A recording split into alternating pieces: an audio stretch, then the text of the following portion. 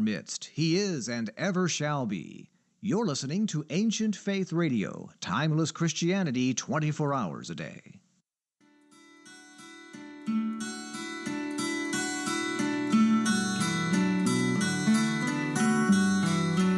This is Everyday Orthodox with your host, Elissa Davis. We get together on Sunday nights to meet everyday Orthodox Christians. We're hoping to get to know the members of the body of Christ across all of our various jurisdictions and regions. We may worship in various languages or even on different calendars, but we have so much in common. Come get to know someone new and see how they're living out this Orthodox faith in another corner of the world.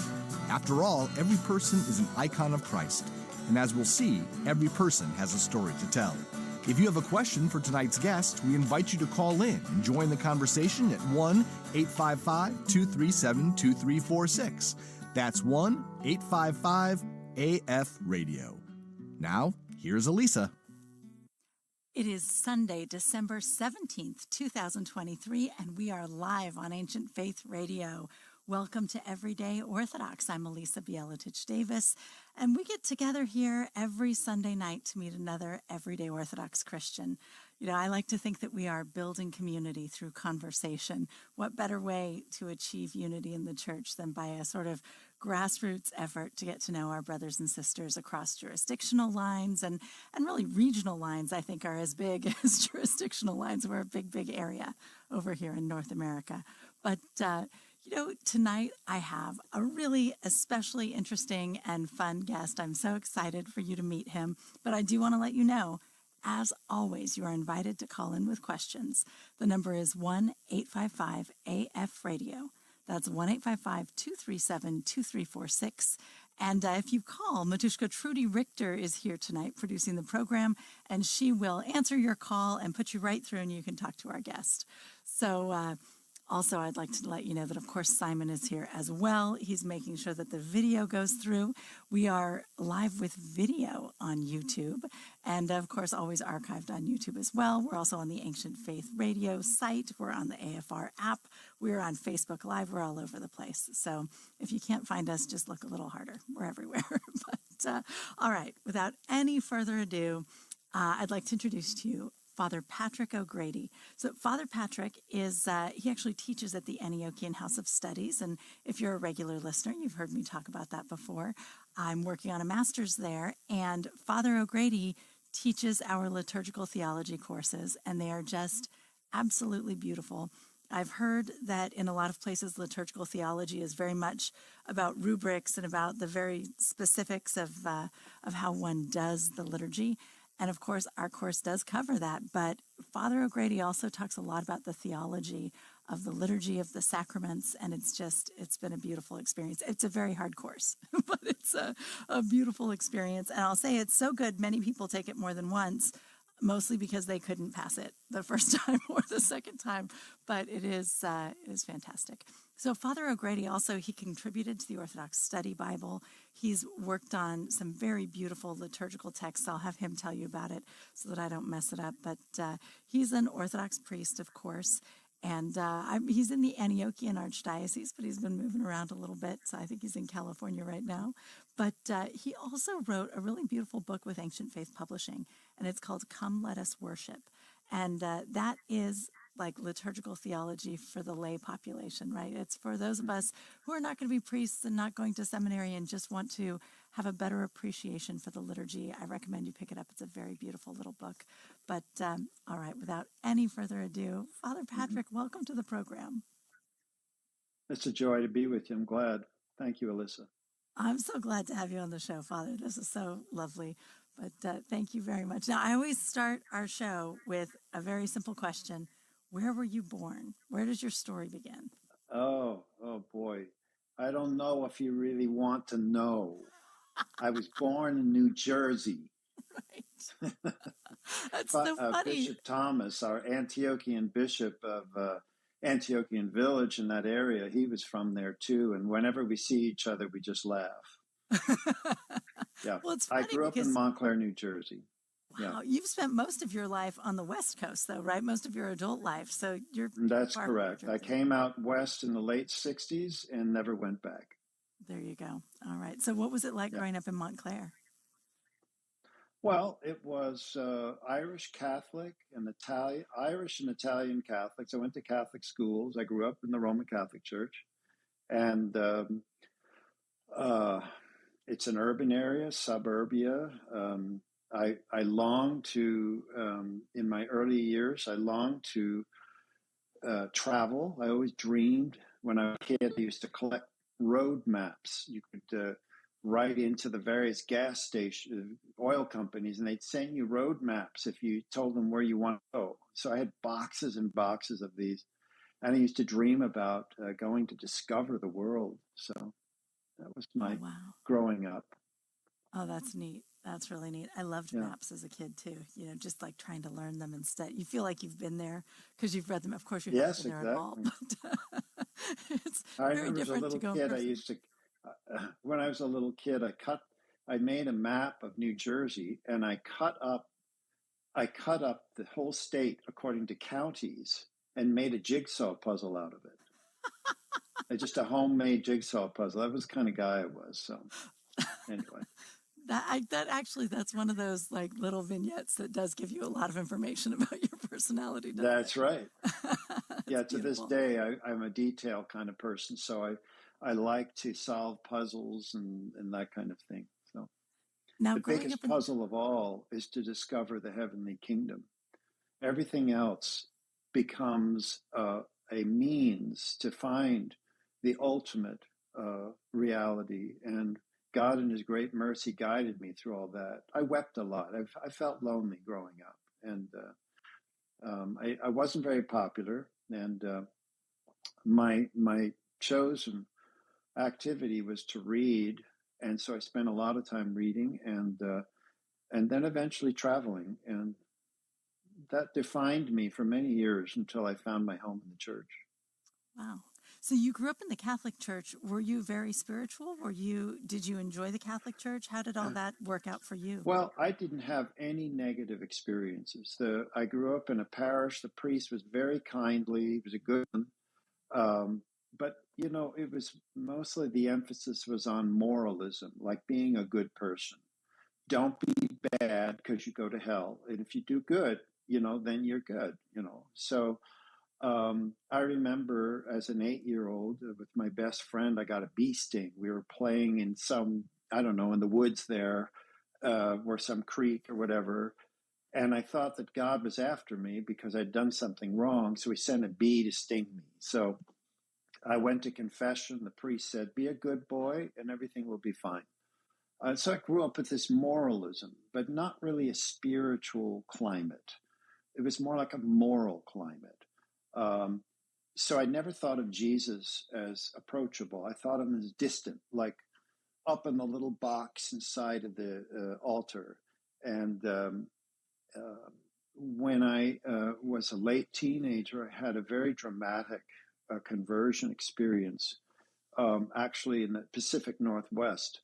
And when I prayed and cried out, Lord Jesus Christ, have mercy on me. And then I realized how close he was. That rocked my world. That changed everything for me. That was just shy of my 20th birthday. So I had a good formation. I'm not complaining about that at all. And I had a good education. And it later led to me learning a lot of languages. And so those nuns did a great job for me. And I'm thankful for them. And I'm thankful for what I grew up with. But it was missing something significant, that uncreated grace of the age to come. Never had any kind of vision of that. Yeah. Well, and I think that's common, right? I think a lot of Christian experiences in the United States will be, you know, Jesus is very nice and I'm going to be a good person and a lot of this, but we don't always have that very mystical, beautiful, spiritual element. And when you don't have that, it's a lot less compelling, I think. At least for certain personalities, it definitely is. Yeah, that's what our heart longs for. That's right. So when did you start traveling? When were you first able to go on a journey? Well, it sounds like you were in the Pacific Northwest by the time you were 20, so it didn't take long. Yes, I was. I wound up in northern Washington State, living with other people of like mind. And, you know, we were seeking spiritual meaning.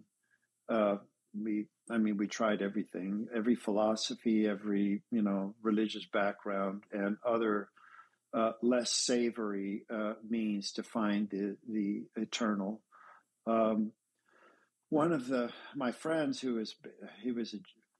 grew up Jewish. He accepted Christ, and we used to mock him because it's like, what are you doing? You're a Jew. What do you have to do with Jesus? Do you really care about that? And he said, he's the only way to heaven. And then we laughed about it, but then Christ, three of us at once, on Christmas Day, 1970, it was actually on Christmas Day, that eve, going into Christmas Day, we were all three convicted. And we went and followed him, and that led us to Eugene, Oregon, and we formed a household in Eugene in the winter of 1970 or winter of 71, because it turned the turn year. And we started a Bible study. We started finding out where we could go and worship Jesus. And this kind of led now beyond me past the physical journeying into the spiritual journey. And there's the short answer for that question. Wow. So as you're, it's interesting because as you're saying, right, you're gathering with this group of seekers and you're looking at different philosophies. And, some of us have college student aged kids who do stuff like that. And it always makes us all worry. And we're always concerned about it. Of course. But, I had a priest one time who went to it was like a Wicca convention. And he said Lord that he met so many people who were so open to the message of Christ and of the church. And he was like, they're truly seekers and they're willing to look anywhere. And that, often is a fruitful thing. And so it sounds like you were sort of a little bit on that path of really just being wherever the truth is, I just want to find it. And exactly. So how is it that three of you all found Christ at the same time together? Like is it a conversation you were having? We were living in a common way. We grew things. We worked together. We went on work teams. We, forest firefighting. Pine cone picking. We did whatever we could to bring in some money to go to Seattle to buy bulk food. That's just the way we lived. And so it was natural that if one of us had some significant experience, the others would notice right away what's going on, And one person said to me, he said, you keep saying, Lord Jesus, have mercy on me. You keep saying, I worship you, Jesus. Why do you keep talking like that? And I said, because it's true, because I found him, or he found me. I don't know how you want to say it. And I don't want to have anything to do with anything else. I just want to follow him now. And so that affected them. They had similar experience. And then we went and joined with other Christians that were feeling the same way. That's where I met. We're in our 48th, we're in our 49th year of marriage. Oh, wow. So we formed a Christian sort of commune, if you will. Sure. The women had the one house, the guys had another, and we had a common place where we would pray together, study together, eat together. And that was in Eugene. I married my wife out of that. We both had a common Christian vision and love for Christ. And so that just turned into our marriage. And we're both alums of the University of Oregon. And that's where we went to college as a result. And our life went on from there. That's wonderful. So when you were first finding churches and places to worship in community, what kinds of churches were you attracted to initially? Yeah. So first of all, it was our common being together. But we knew that we couldn't just do that. We needed to be a part of a Christian community. Well, I grew up Roman Catholic, so I didn't know anything about Protestants. So a couple of people in the church said, well, let's go to this church because the pastor there preaches from the Bible and they're really good people and they'll accept us, long hair and all that stuff. He doesn't care about that. So we went there and it was a Foursquare Gospel church. That's a small Pentecostal sect based in Los Angeles, California, about 100 years old, almost 100 years old. A woman evangelist by the name of Amy Semple McPherson started it in Los Angeles. I didn't know anything about all that, but the pastor was a really good man, and he accepted us, and so we were in that group for a while until we kind of outgrew it, if you will, and my spiritual life went on from there. Christina and my wife and I. So I even started a church in that denomination in Northern California about 45 years ago. And then, that's just a long story of our journey through Protestantism to come back to, wait, maybe it is Roman Catholicism after all. Maybe I just never saw it there as a child, and I need to go rediscover it. Yeah. So this might be an interesting little piece for your auditors and viewers. I went to a Roman Catholic monastery in Oregon to talk to one of the monks there, kind of to test this. And by then I had read a lot. I knew about Orthodoxy, and I knew at that time I was a Methodist elder in the United Methodist Church in Oregon, and I had built a church. So I had already a career going on there. But I was very attracted to Orthodoxy, but I was troubled. What about this Roman Catholic thing?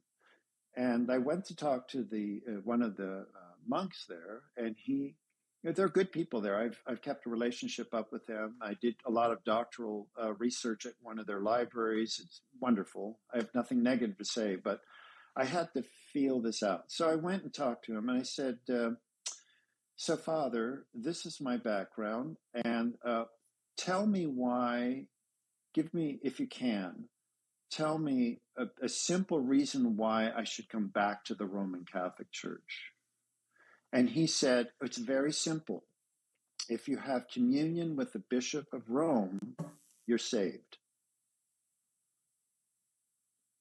So I said, thank you very much for that. It's very simple. It's easy to grasp that. And I knew immediately in my heart when he said that this was basically that papal problem, that idea of the church as being institutionally the authority of Christ rather than, focused in the Bishop of Rome.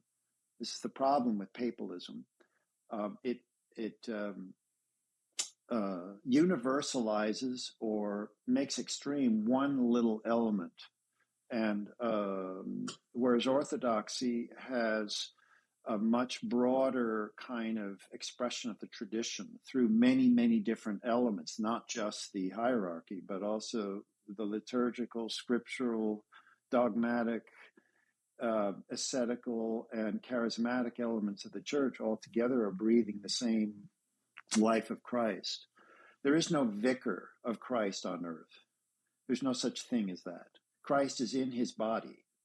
And I knew that at the time. So it helped me now to break free fully from any kind of misgiving there. And that was a straight shot. And right after that, very soon after that, my wife and I converted. And we became, I retooled. I became a school teacher. I was a high school teacher. I taught German and Latin in the public school system in Boise, Idaho. And then we started a mission there about 27 years ago in the Antiochian Orthodox Church. Oh, that's wonderful. That's the whole story in a nutshell. That's pretty good. That's very well summarized. I like it. But how did Orthodoxy end up on your radar? I know for a lot of people, they don't even hear about Orthodoxy as an option. How did you hear about it in the first place? Well, I of course I read. But I remember when I was in Dallas, Texas, completing my Master of Divinity degree at Southern Methodist University. When I was there, that was in the late 1980s. I was doing a chaplaincy program, a CPE program, with my seminary education. I was returning from Dallas General Hospital, where I had been visiting some people. And I passed a Greek Orthodox church there in Dallas, and the doors were opened. This story is fun for me to tell. I hope you will enjoy it. So I thought to myself, that's an Orthodox church. I'm going to go in there. I want to see what they do. And so I stopped, parked my car, went in. It was maybe late morning. So there were and a weekday. So there was very few people there. But as soon as I went in, it was darkened inside. It was a large church. There weren't very many people, mostly old ladies. And I went in and could smell the incense. And I had never really been in an Orthodox church before, but I've been used to big churches. And I looked up front, and there was a guy dressed in tin foil throwing smoke at people.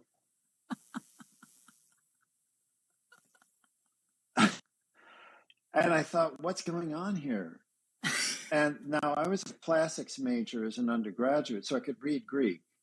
And actually, church Greek is very easy to read if you study classical Greek. So I picked up the little book, which is the Liturgy, and started reading it while he was going on. And I thought, wow, this is really good stuff. This is how you're supposed to talk to God. I like this. You know, it's filled with a lot of theological weight and beauty. So later on, I found out, putting two and two together, I probably walked during the censing before the great ends, because he was fully vested liturgically, but it was shiny, the brocade was reflecting. It looked like tin foil from the back. I'd never seen Orthodox vestments before. So the Jesuits didn't tell us anything about this when I was in high school. So I had no idea about Constantinople and about the other Orthodox apostolic churches stemming from apostolic times. I was taught by the Roman Catholic papist dogma that there was only one apostolic church, that of Peter. That's it. They call it the Apostolic See. Yeah. Not but the. Right. And later I discovered, wait a minute, there are several apostolic sees in the East. Anyway, I'm getting into my teaching mode. I know it, though. I went to Catholic school experience. too, and it is true. When you hear church history, it's very different. Like they don't even really talk about it. Right? It's like we tell the whole story. We may disagree, but we tell the story. That's right. But absolutely. Father, I have to tell you, we have a comment on YouTube for you. Anthony Pegs says, "Hello, Father Patrick. We miss you at St. Peter's." Anthony, God bless you, dear Anthony. I'm so glad he's tuning in. Well, me too. He's alone. Well, so there you were walking into this Orthodox church. I love that you were in Dallas, which is just so, sort of outside your usual realm anyway, right? That you're sort of out of place. When you were in Dallas, did you meet Archbishop Dimitri? I didn't know of him yet. Although one of the professors that I had at seminary, who's now of blessed memory, Dr. William Abraham, he was a professor of systematic theology, a Northern Irish Methodist, really a sweet man, and crypto-Orthodox. He used to go to Bishop Dimitri for spiritual conversations and confession insofar as he could. He's departed this life now, so it's nothing. It's all good for me to say that. I didn't know it at the time, but I saw him once make the Orthodox sign of the cross. I looked and said, "Billy, that's an Orthodox cross." Just like you heard on AFR just before we started this program, somebody was talking about making the sign of the cross while we were tuning up. And so I recognized it right away. I learned it, and I started incorporating it into my own personal prayers well before I converted. And so it was quite an experience to see that in Methodist institutions, we had somebody who was revering that and following a spiritual director. So. That's right. There you go. Well, I mean, it is surprising, actually. There is a lot of communication, I think, between if not a lot of Americans, the leaders of other parishes, right? The leaders of other churches. That's right. People who are very studied in church history, and that there is a lot of interaction there. And thank God, that's a good thing, for sure. Absolutely. Well, we are going to take a very short break. We're going to take just about a 90-second break here on Ancient Faith, and we will be right back with Father Patrick O'Grady. And just a reminder, you can call in if you like, 1-855-AF-RADIO. That's 1-855-237-2346. We'll be right back. Everyday Orthodox with Elissa Bielatich Davis will be back in a moment. Give Elissa and her guest a call at 855-237-2346. That's 855-AF-RADIO.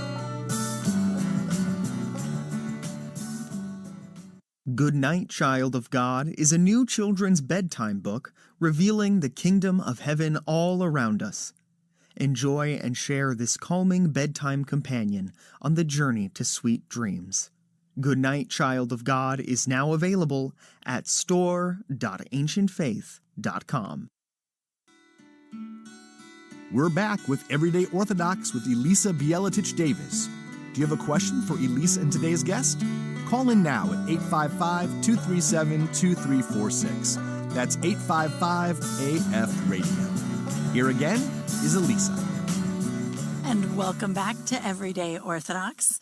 We are here tonight with Father Patrick O'Grady. And so, Father Patrick, so once you had discovered Orthodoxy and you and your wife had decided that it was time to become Orthodox, did you come in sort of as a priest, or did you come in as a lay person and then eventually become a priest? How did that work for you? Yeah, so I met our former Metropolitan, Joseph, at an airport in Boise, Idaho. At that time, I had come into the Orthodox Church through the Greek Orthodox parish in Boise, Saints Constantine and Helen. And the priest there was very kind to me and my wife and son. And that was our beginning. I was received by Holy Chrismation because I was baptized as a Roman Catholic. My wife was received by Holy Baptism, and my son was received by Holy Chrism the next year. At that time, he was in junior high. He's now in his early 40s and still lives in Boise. So when we made this conversion, we started in the Greek Orthodox parish there, and it was fine for us. But many of my former Methodist parishioners started following me, investigating Orthodoxy. And several of them started coming, and the Greek parish was very nervous about that. And they didn't want to lose their distinctive as an ethnic community. So I went and spoke with Metropolitan Isaiah about it. And he said, the Antiochian Orthodox Church might be better for all of you, and you won't have to deal with the ethnic problem. Of like the clash. And we didn't want to bother them. We didn't want to upset them. So we explored this. I met Metropolitan Joseph. He accepted us kind of as a provisional mission community. And priests would come from nearby, from Twin Falls, Idaho, to Father Philip Nixon would come over. He's retired now. And help us. And he did a great job, really self-sacrificing. And eventually we were able to form a mission community. I was at that time had begun teaching in high school, so I was ordained to the diaconate in 98, and then as a presbyter in the year 2000, and our church was given an Antimans. And that parish is now exploding in Boise. It's overflowing. One of my assistants at the Methodist Church is now the priest there. He's an archpriest, Father Mark Fenn, Wow. and he's doing a great job there. So I'm delighted with that. And then eventually I was called to Southern California, where my pastoral career went on for a while until last year when I came back to the Pacific Northwest. So Right. Wow. So how did you like shifting from Boise to Los Angeles? Is that where you went? Were you in LA, or where were you first? Yes, we were in Los Angeles in LA County, Pomona area. Our parish now located in Pomona down there. St. Peter the Apostle Orthodox Church, which curiously, that community itself converted as a whole community from the Foursquare Gospel Church, where I started out as 40 plus years ago. Wow. They converted from that denomination into Orthodoxy. That's amazing in and of frankly, itself, right? That's a huge jump. Yeah, I mean, almost unheard of. And frankly, they went from Pentecostalism to Orthodoxy, but it was a very rough road for them because they didn't really understand fully where they were going because they didn't have the background. And but our Antiochian church is pastorally very open to receive people and to work with them, and that was a case where, when I first came down there, I knew their language and I knew their background. So it's a matter of working together until we were able to kind of build things in and understand. You don't just like think you heard the voice of God. I mean, we have a thing called obedience and humility, and it's a whole different way, whole different approach. It for is. former It is. evangelicals. God showed me this. God showed me that. Oh, are you sure? Are you sure it's God? How can you test these things? Well, and that's the beauty of Orthodoxy, right? Is there are tests. You can match it up with things that other people have seen, and you can talk to your spiritual father, and you can check in with the monks somewhere, and it's Absolutely. God. Thank God, because it's not that God doesn't speak to us, right? It's not that the Holy Spirit isn't present all the time.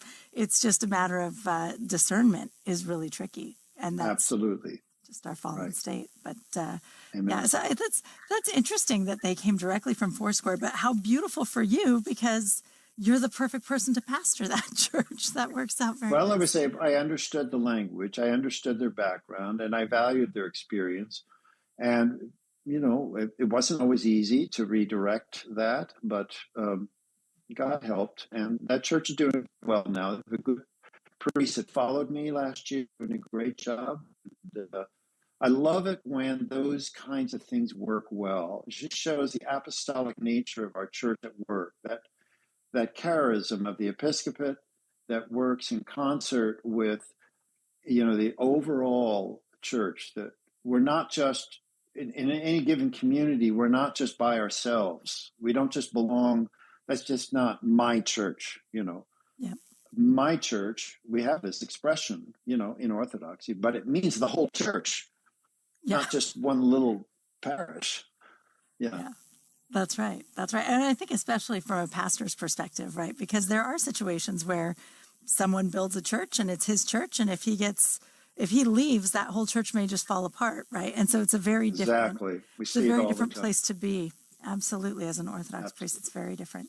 I've seen over time various. I've met different priests and interviewed different priests who converted as a parish, right? But usually it's a little gentler. It's like from the Episcopal Church to the Orthodox Church. It's something similar. It's not Foursquare coming over. But what are the challenges of doing? Because especially when the priest is converting with the people, that's especially hard because you don't have an experienced Orthodox person guiding. But you have the bishop, of course, but not on the ground every day. So back to this circles back to your previous question. I was not received as a minister. When I came into the Orthodox Church, I was received as a layman. So I laid down my Protestant orders and all of that background. And I started out as just a humble catechumen, and I was received by Chrism and Confession of Faith, and then I was a layman, and I was a high school teacher. So I came up through that way, and so I didn't have any.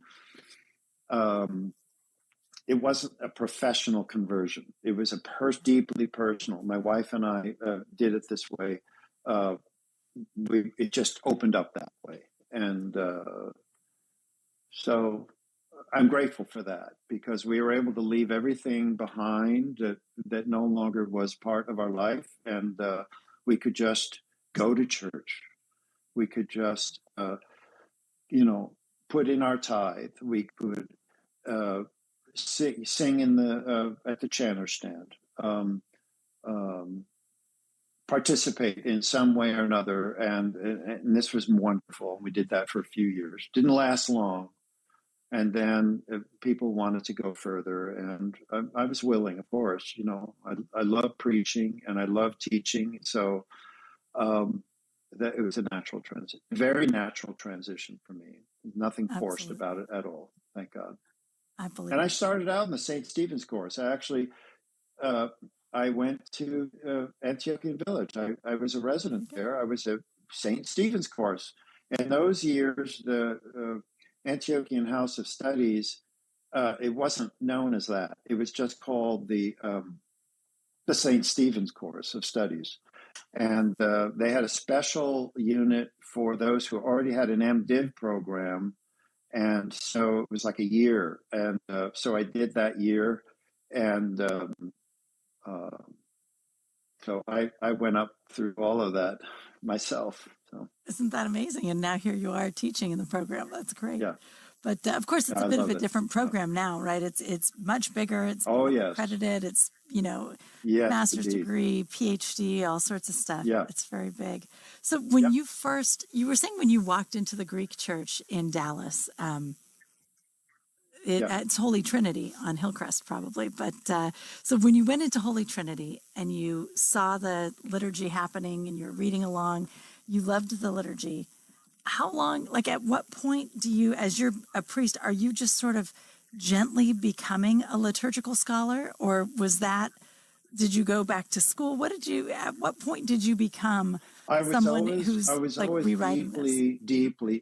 I was always deeply interested in liturgics. It goes back to, my father used to have a missal on his desk at home. He was very pious. He died when I was young, so I never got to really get to know him as a kind of more maturely. I was 10 years old when he died, and he left my mother with 7 children, widowed. Thank God we had a lot of help. We weren't left alone, but he passed that on to me, and I remember the paper of those books was very fine. I remember just lovingly turning the pages of those books and reading all of that interesting, material. It was in Latin and in English, and so I always had an interest in that.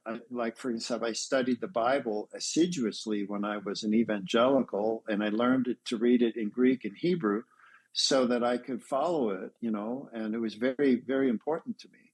But there was no way to live it out without a liturgical tradition. When I discovered that, I just ate it all up. It started in Methodism. I learned about Wesley's Sunday service. I learned about the Anglican tradition. And then, of course, that went back to the Roman tradition. And, of course, after discovering Orthodoxy, then finding out about the Jerusalem / Constantinopolitan typicon of the Eastern Church, the Eastern churches, I just got into it. And my first bishop, the former metropolitan, he was the only bishop I knew up until Metropolitan Saba came and now is our bishop. Mm-hmm. He fed that. He said, I want you to study this more. I want you to make this an important element. And he appointed me as an ecclesiarch for the diocese in the West to serve, to help, to advise. And so I just stayed at it. And out of that, our whole Antiochian Orthodox typicon notes that we send out to all the churches, that all was born out of that vision. All the people that were involved with starting that up, we all worked, we continue to this day to work together. And so that was just a love that I had that kept flourishing. And my dissertation, my doctoral work is actually on Augustine and the Latin writing tradition. So it's not the same as liturgical theology. So in a way, it's kind of odd when I speak in a scholarly way, because people say, well, what's your dissertation in? Did you do it in, and they'll name some liturgical scholar or another. And I said, no, not that, over here.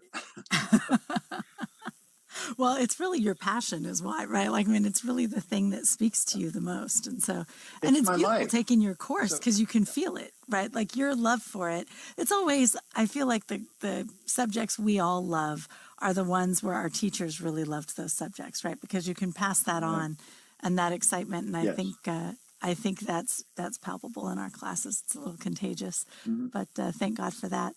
But so you and Father Michel Najim, also from Antiochian House of Studies, have put together several books of liturgical texts. What exactly is, I know that, of course, we use them in our studies, but they also have a role in the church, right? What are you doing with those? Well, our program is to basically bring to the light of day the fullness of our Orthodox liturgical tradition. A lot of that work has been, it's locked up to English readers because it exists in Latin. I'm sorry, it exists in Greek. And then those who have studied it seriously, a lot of their work is published in German or in French. So we want to do our part, as to say, to do our bit, to open up this treasure house. And that was the reason why we published our book on how the Orthodox Church uses the Bible and the relationship of the Bible to the Church. In our book, The Liturgical Books of the Orthodox Church, the scriptural books. So that was the first volume of a projected series. And Patriarch Ignatius IV of blessed memory blessed that. He said, please complete the series. So the one we're working on now will be volume 2, and it's the hymnological books of the Orthodox Church. In other words, all the books we use in the chanter stand, that actually is the meat and potatoes of our divine worship. Psalms, hymns, and spiritual songs. Well, we got the Psalms in our first book. Now, the second one will be the hymns and the spiritual songs, as St. Paul calls it in Ephesians and Colossians. So this book is underway. We have to do all of our scholarship. We have to do our homework. We want it to be, like complete. It's a big task, but that's what we're working on now. Oh, that's beautiful, though. What a wonderful project. That's beautiful. Yeah. Yeah. And now Father Michel, I imagine, has as much love for the liturgy as you, doesn't he? Like, is it the two of you just get together and you just go on and on about this? What's it like? What's your relationship like when you're working on this? The thing about Father Michel Najim is that he has a very deep love of learning, very profound love of learning. One of the things that he taught me, I've known him for many years now. We've collaborated for a long time. We've written some liturgical books that are actually used in the church as the authoritative book. And whenever I would make an assertion about a thing, it's like, well, this is the way it is. He would look at me and say, are you sure? You have to imagine that with a little bit of an Arabic accent. Are you sure? Are you sure? And he taught me respect for what we're doing. And he said, you can't jump to conclusions. That's not his words, but that's kind of what he was helping me to deal with. And so I've learned from him to be careful, to slow down and to listen and to examine every side of a thing. I'm also involved with the relationship of the Western Rite Vicariate to the mainstream Constantinopolitan liturgical tradition that we have.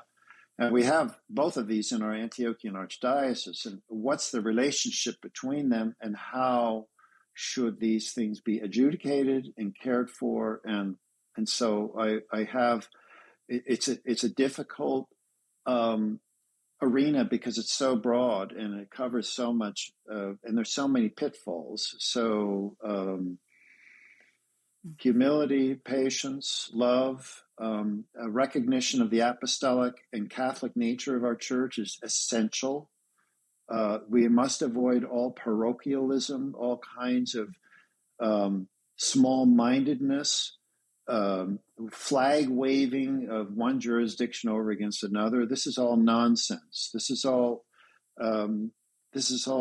alien to our Orthodox ethos. We belong to Christ, and this universal Catholic emphasis in our church must be emphasized. Look, it might be because I was raised that with a Roman Catholic background, but I refuse to yield the word Catholic to the papists. I am a Catholic Christian, and this goes all the way back to St. Ignatius of Antioch. He's the one that invented that word, and it's a Greek word. It's not a Latin word. Katholiki Ecclesia. It's in the Creed. Yep. Is agion. Mian agion Katholikin ke apostolikin Ecclesian. Right? There's a bunch of Greek for you. The four notes of the church, the oneness, the unity, the holiness, the Catholicity, and the apostolicity of the church. So let's not give up that word. That belongs to the one holy Catholic and Apostolic Church. And that taught me then we have to have a broad view without compromise on the depth, you know.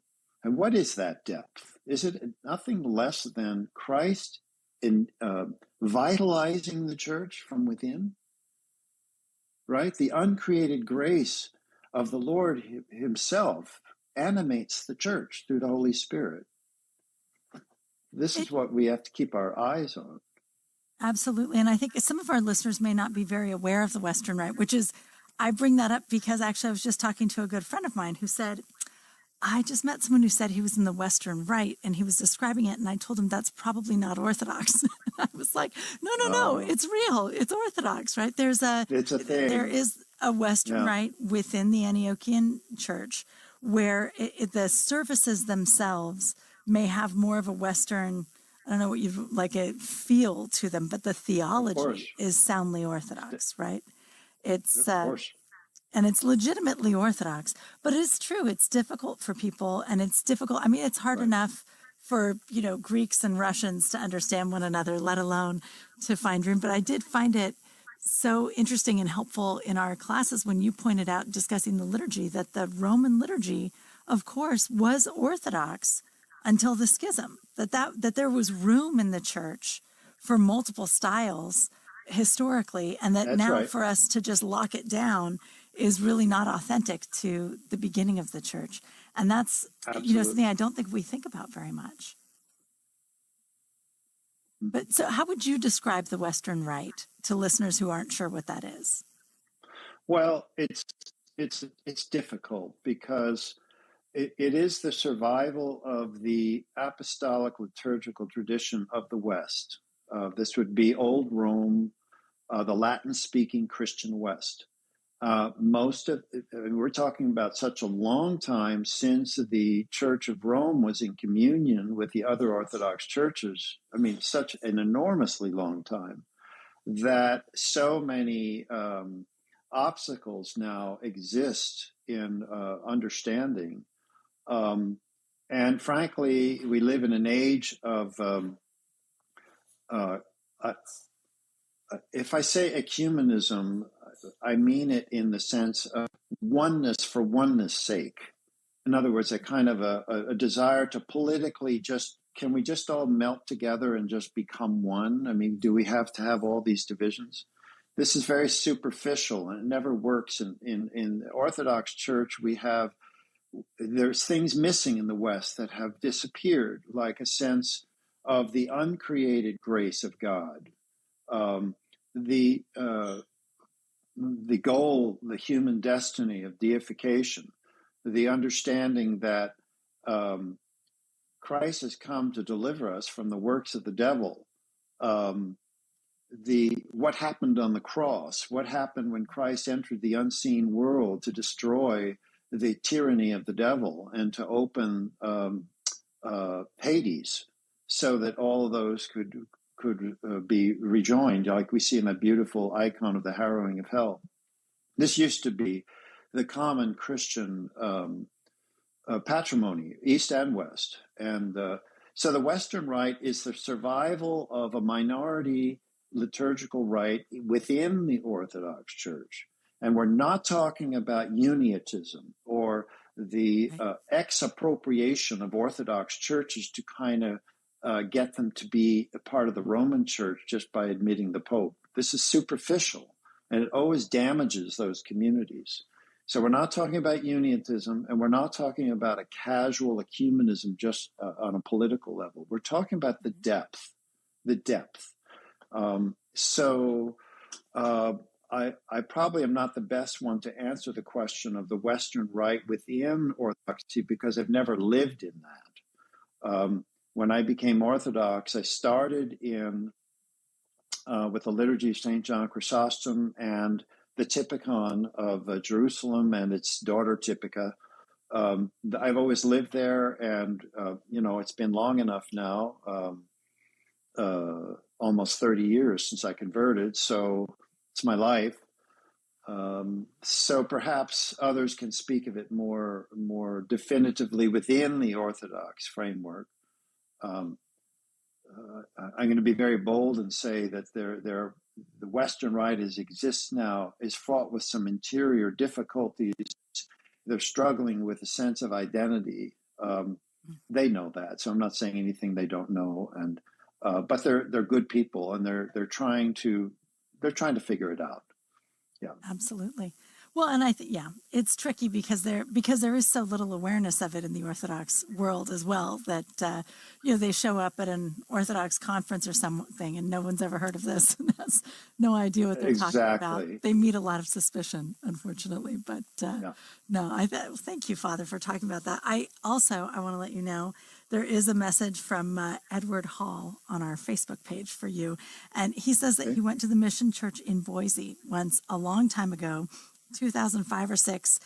He says he lives in Washington, but he thinks there was maybe a Coptic bishop there at the after liturgy fellowship. But he says he remembers 3 things: your name and your face with a little less beard, the Coptic bishop, and that in conversation with your wife, someone said they had put a fleece out with prayer, and he was surprised to hear that phrase.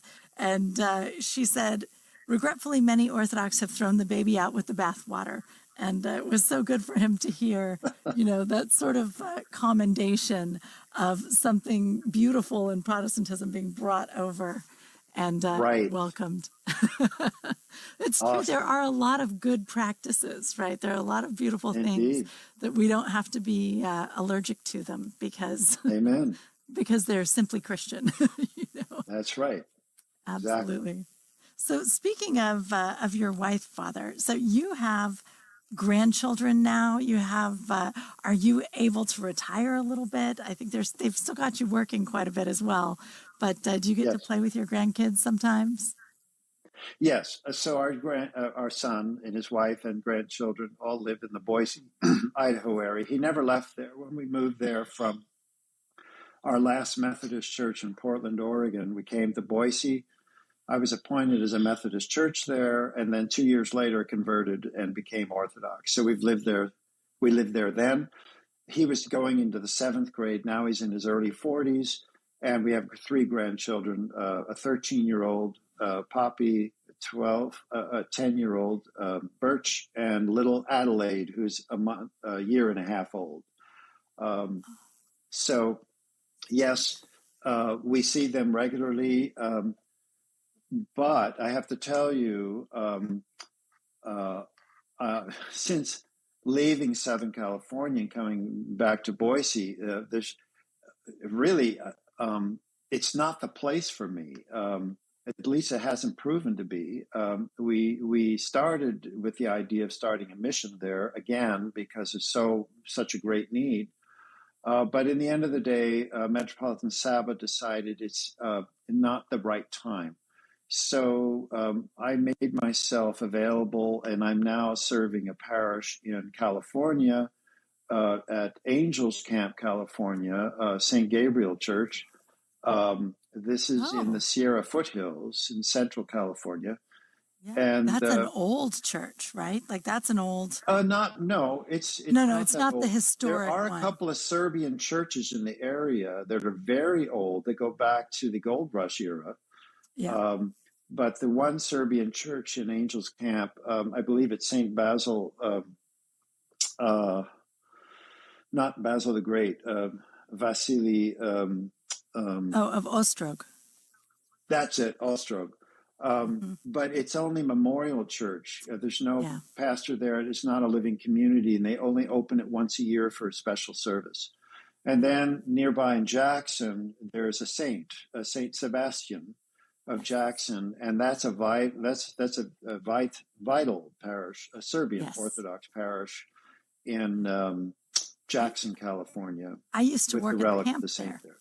I used to be at the camp there every summer. Big camp center there for the Serbian absolutely. Church. But so you're at an active Antiochian parish in Angels Camp. What a beautiful area it is up there, out in the Gold Country. It is a beautiful area, and the pastor of the church is recovering from some serious surgery, and he's in for convalescence. So I've agreed to stay on through the end of January. So I'm helping them out. And that parish community is moving into a historic church here, a 120-year-old building right in the core of the old Angels Camp area. So it's a major opportunity to make Orthodoxy visible to Calaveras County in California. So I'm kind of helping them out, getting them off the ground with that transition while their pastor is recovering. And so that's I'm not anywhere near retirement. I have no interest in sitting in a rocking chair. So, well, I think just that's going excellent. On record here. Excellent. No, it's good. It's good. Nobody wants to hear that you're retiring. We're excited to have you at Antiochian House of Studies. Amen. And I know that it's a blessing for you to be there at the parish. Good. And what a beautiful time to be there. What a neat sort of historic moment as they're moving. That's wonderful. Yes. Well, Father, thank you so much for coming on the program. It really is just a joy to get to sit and talk to you a bit. Well, I've enjoyed getting to know you, Elissa, in the classes, in our residencies at Antiochian Village.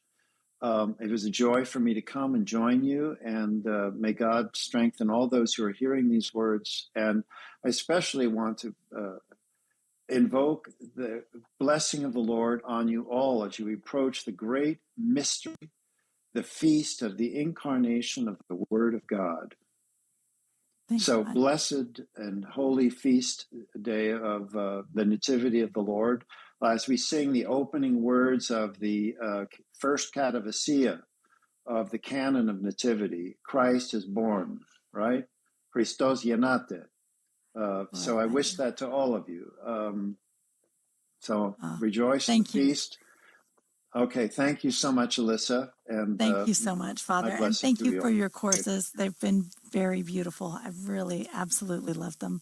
Thank you so much. All right, my dear. Thank you. Thank you. And thank you to our audience. Thanks for joining us, and come back next Sunday night. We'll meet another Everyday Orthodox Christian. Good night. Amen.